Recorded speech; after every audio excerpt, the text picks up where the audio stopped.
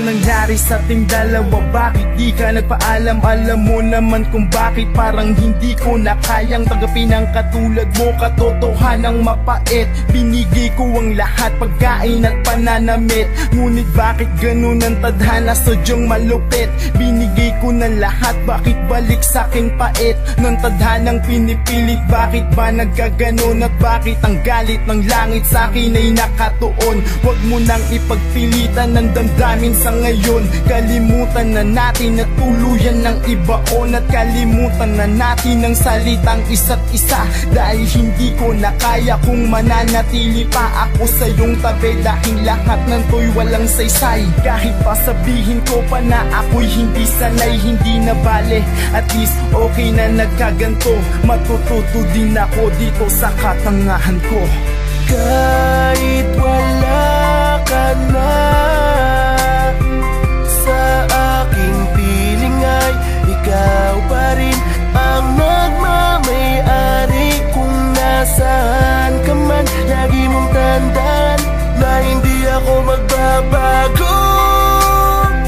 Pagkat ang puso kong ito ay nangako sa'yo na. Saan ako nagkamali? Bakit sakit ang sinukli mo sa pag-ibig kong wagas? Sa totoo yun ay hindi ko matanggap.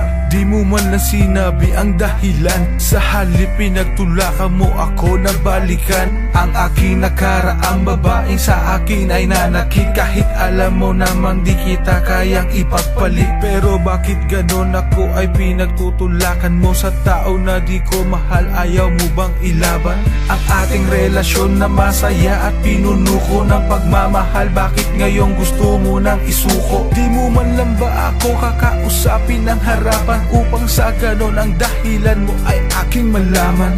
Lahat ay ginawa ko, sinuyo at inawitan ka. Pansin ko na sa akin ay nagkagalit-galitan ka. Ako'y pinagtabuyan mo habang lumuluha ka. Mula ng araw na yun tayong dalawa'y tuluyang nang naghiwalay. Kahit wala ka na,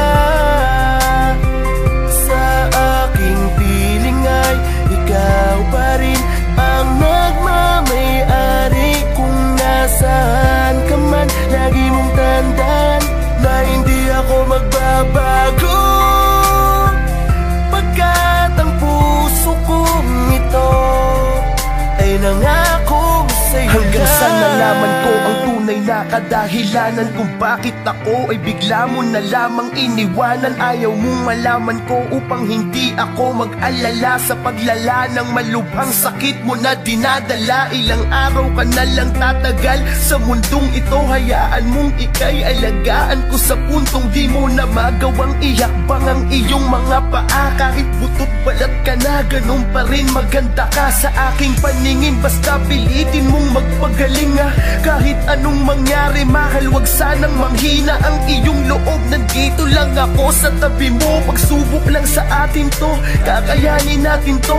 Pero hindi nagtagal ay tuluyan ng binawi ang babaeng mahal ko. At itinuring kong bahagi ng puso ko na hindi alam kung paano lalabanan ng sakit ng kalungkutang aking pinagdadaanan. Kahit wala ka na, sa